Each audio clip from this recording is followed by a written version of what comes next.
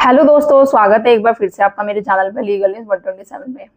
दोस्तों, जैसे आपने मेरा थंबनेल देखा कि 12 डीवी केस में मैं आज ये बताऊंगी कि जो पति के खिलाफ डीआईआर रिपोर्ट होती है वो कैसे लगाई जाती है। इससे पहले एक मैंने वीडियो बनाई थी अभी पिछले हफ्ते में ही कि डीवी के केस में डीआईआर नहीं होगी तो डीवी का केस नहीं होता, क्योंकि डीवी का केस जो होता है चाहे 498 का केस होता है, ये सब झूठे केसेस होते हैं और झूठे केस ज्यादा दिन तक चलते नहीं है, उनका खत्म होना ही होना है।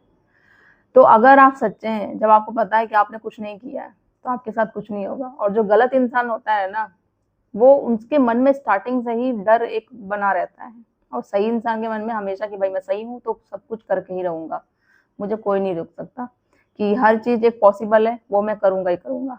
बट जो डरता है वो सच्चाई का सामना नहीं कर पाएगा। भाई कुछ नहीं होता, ऐसा हो ही नहीं सकता, ऐसा पुरुषों के लिए कानून ही नहीं बनाए गए हैं, तो वो यही चीज है, तो वो फिर आपके लिए सच में फिर कुछ नहीं हो सकता। तो प्लीज आप ये वीडियो मत ही देखिए जब आप कुछ कर नहीं सकते तो।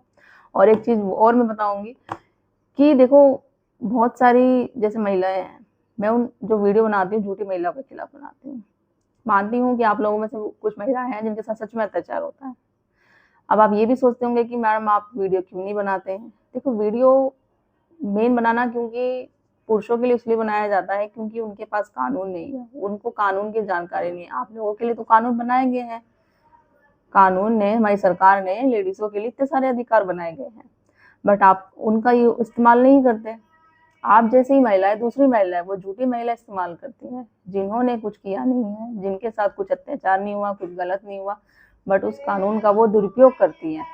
और आप जैसी जो महिलाएं हैं जो कोर्ट तक पहुंचती नहीं है, और जब पहुंचती नहीं तो कहता है ना कि 100 में से 100 तादार होगी और उसमें से एक, तो फिर कोर्ट भी विश्वास नहीं कर पाता। क्योंकि आज की डेट पे डे बाय डे ये केसेस बढ़ते चले जा रहे हैं, झूठे केसेस, ड्वेल डीवी के, 419 मेंटेनेंस के, तो विश्वास करना पॉसिबल नहीं हो पाता। फिर आप वही है कि आपको न्याय नहीं मिल पाता, और वो गलती आपकी नहीं, आप जैसी ही महिला जो झूठे केसेस करती है ना, उनकी वजह से आपको न्याय नहीं मिल पाता, तो ये गलती होती है।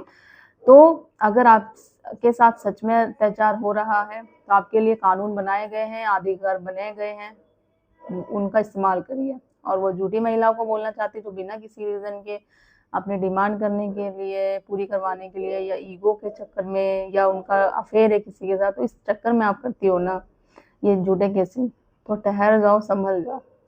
तो बात आपको बुरी लगेगी, मेरी ही नहीं, और जैसे भी जो वीडियो सब बनाते हैं आप सब, आप उनको बुरी बात लगेगी, तो ऐसा मत ही करो। लास्ट में आप बोलते हो ना पति ने छोड़ दिया, ससुराल वाले नहीं रख रहे हैं, तो क्यों छोड़ा पति ने, ससुराल वाले क्यों नहीं रख रहे? क्योंकि गलती आपने करी है, क्योंकि आपने उस पर केस किया, आपने अपने ससुराल वालों पे केस किया, पूरी तरीके से फंसा दिया। और फिर आप सोच रहे हो कि भाई जब वो मना कर रहा है तो नहीं रख रहा है, क्यों रखेगा? अगर आपके साथ कोई गलत करे और फिर आप बोलो मैं आपके साथ रहना चाहता हूँ, क्या आप रख लोगे? इसका जवाब आपको पता है, नहीं रखोगे। तो वही सेम है। तो जब गलती करने के बाद जब आपको रियलाइज हो तो उस चीज का कोई फायदा नहीं। तो खैर, अभी जो मैं बताऊंगी, जो मैंने एक वीडियो बनाई थी डीआईआर से रिलेटेड, अगर आप लोगों ने नहीं देखी है तो वो चैनल पे जाके मेरे देखिएगा। और चैनल पे अभी नए जुड़े हैं मेरे, तो चैनल को लाइक करना, शेयर करना, सब्सक्राइब करना बिल्कुल मत भूलिए, साथ ही बेल आइकन दबा दीजिए ताकि आपको टाइम टाइम पे मेरे वीडियो की नोटिफिकेशन सबसे पहले मिलती रहे। और ज़्यादा से ज़्यादा लोगों तक शेयर करिए, जो आप जैसे ही लोग पीड़ित हो अपने फ्रेंड सर्कल में, रिश्तेदार में, वहां तक भी वीडियो पहुंचाइए ताकि उन लोगों तक पहुंचे, उन्हें भी हेल्प मिल सके। अब देखो दोस्तों, अभी जो मैंने बताया था DI mean domestic investigation report बोल लो, या इंसिडेंट रिपोर्ट, जहाँ वो घटना होती है, घटना स्थल पे होना जरूरी है, तो जांच होती है। जो मैंने वीडियो बनाई कुछ कमेंट भी आए कि मैम इसका प्रोसेसिंग क्या है, किस तरीके से होता है। मैंने वैसे बताया था इसका लंबा प्रोसेस होता है, वीडियो में बताना पॉसिबल नहीं है। अगर मैं वीडियो बनाऊँ कम से कम भी 1-2 घंटे की इसकी वीडियो बनेगी, तो मैंने सोचा स्टेप बाय स्टेप थोड़ा थोड़ा आप तक शेयर करती हूँ। बाकी आप लोग अपने एडवोकेट से सलाह लीजिए, जो आपके वकील साहब है उनसे देखिए। अगर आप मुझसे लेना चाहते हैं तो आप अपॉइंटमेंट बुक करके आप मुझसे, मेरी टीम से बात कर सकते हैं, आपको प्रॉपर गाइडेंस मिलेगी।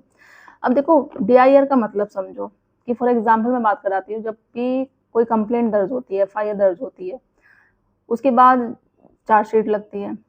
चार्जशीट में जब होती है सारी बातें, जब एफआईआर में होती है कि जो भी रिपोर्ट की गई है वो बात अगर झूठी साबित होती है, वो घटना वो हुई नहीं है, तो क्या करते हैं फिर एफआईआर लगा के एफआईआर को बंद कर देते हैं।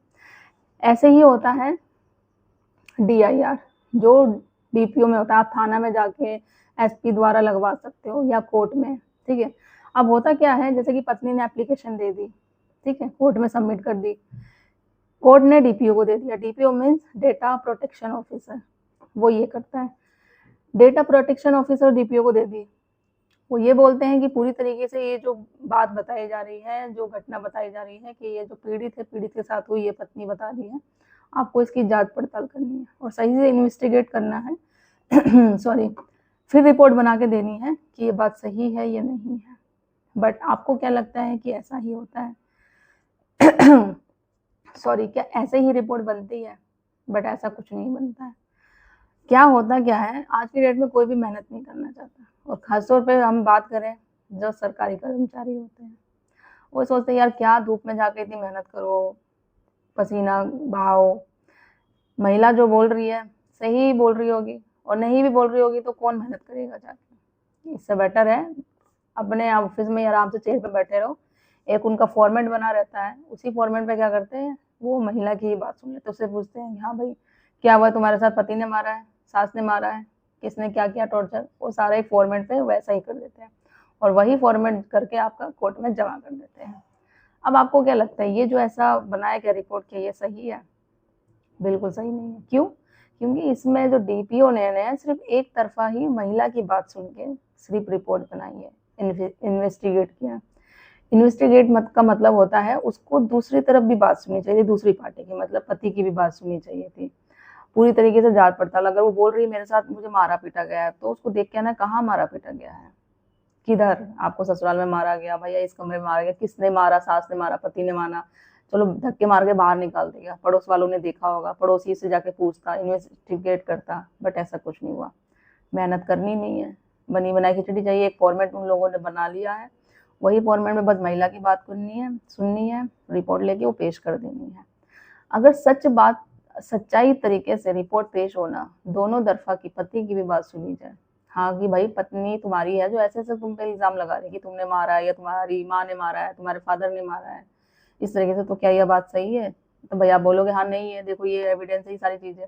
तो जब पूरी तरीके से बात हो, अच्छे से इन्वेस्टिगेट हो, तो केस तो वैसे ही खत्म हो जाएगा कि साबित हो जाएगी भाई जो पत्नी आरोप लगा रही है वो झूठी है, तो वो एफआईआर लगा के रिपोर्ट बंद हो जाएगी, जैसे एफआईआर में होती है। बट क्यों नहीं होते हैं? गलती डीपीओ करता है हमेशा। इसके खिलाफ आप शिकायत भी कर सकते हो, कंप्लेन भी कर सकते हो, और जिसमें अननेसेसरी आपके फैमिली मेंबर का भी नाम लिखा गया है ना, आप वो डीपीओ को बोल के उन मेंबरों का नाम भी हटा सकते हो। तो ये एक तरीका होता है, इस तरीके से होता है, साथ में आईओ के साथ मिल के भी ये काम किया जाता है। तो एक तरफा महिला ने जो बोल दिया वही बात सुनी जाती है। क्यों? मैंने बोला वो मेहनत नहीं करना चाहते, काम सही से नहीं करना चाहते।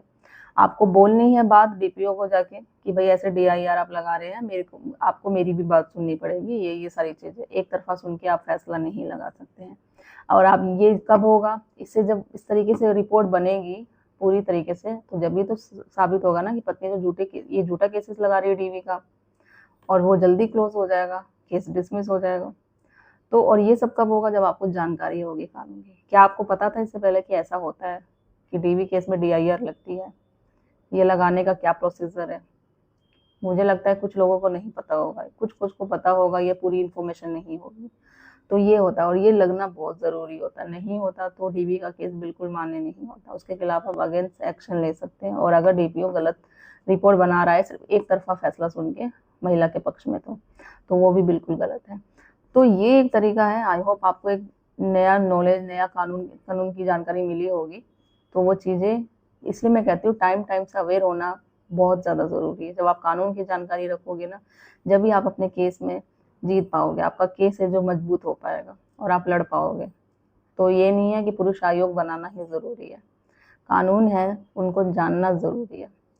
और उसमें आप अगर वीडियो आप देखते हैं मेरी, तो ये नहीं देख के आप साइड रख दो, उसमें आप इम्प्लीमेंट करिए, कितना इम्प्लीमेंट अपने केस में करते हैं। तो वो चीज़ें जब फ़ायदा करेगी मुझे कि जो मैं अपना काम कर रही हूँ, जो आपको नॉलेज शेयर कर रही हूँ, आपकी हेल्प कर रही हूँ, जब अपने केस में आप इम्प्लीमेंट करेंगे ना, जब ज़्यादा मुझे खुशी होगी। और अगर आप करते हैं तो मुझे ज़रूर बताइएगा कि मैम मैंने किया, ये अपनी बात रखी, अपने केस में इम्प्लीमेंट किया। तो ज़्यादा से ज़्यादा लोग तक शेयर कर दीजिए, चैनल को सब्सक्राइब करना बिल्कुल मत भूलिए। जल्दी मिलती हूँ मैं कैसे इन्फॉर्मेटिव वीडियो के साथ, तब तक के लिए थैंक यू।